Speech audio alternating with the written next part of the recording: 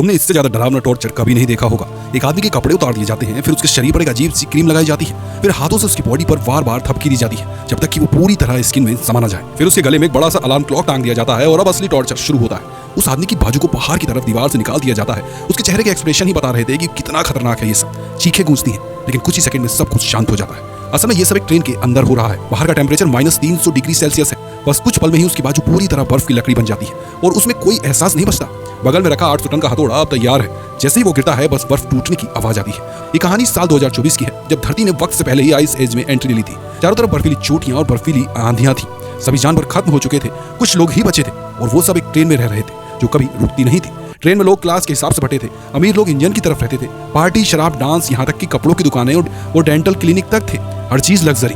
लेकिन ट्रेन के पीछे के डिब्बों में रहने वाले गरीबों की हालत बेहद खराब थी। यहाँ भीड़ बहुत थी और जगह बेहद कम।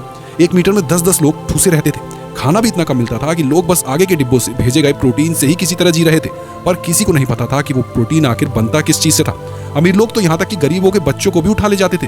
अगर कोई विरोध करता तो अंजाम होता उसकी बाजू को बर्फ में जमाकर हथौड़े से तोड़ देना। लेकिन जुर्म के खिलाफ आवाज उठी।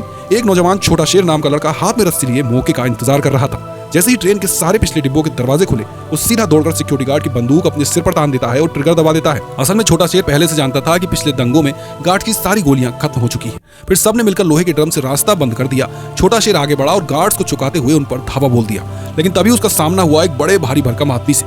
वो अकेले ही पूरी भीड़ को रोक रहा था।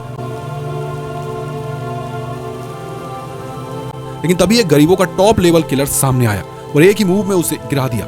इसके बाद सब जेल वाले डिब्बे तक पहुंचे और एक खास इंसान को रिहा किया, करली कबूतर, जो दुनिया की बेस्ट लॉक खोलने वाली थी। क्योंकि अगर ट्रेन के आगे के डिब्बों तक जाना है तो उसके लॉक खोलना जरूरी था। करली कबूतर ने एक और लॉक खोला जिसमें उसकी बेटी छोटी माई बंद थी।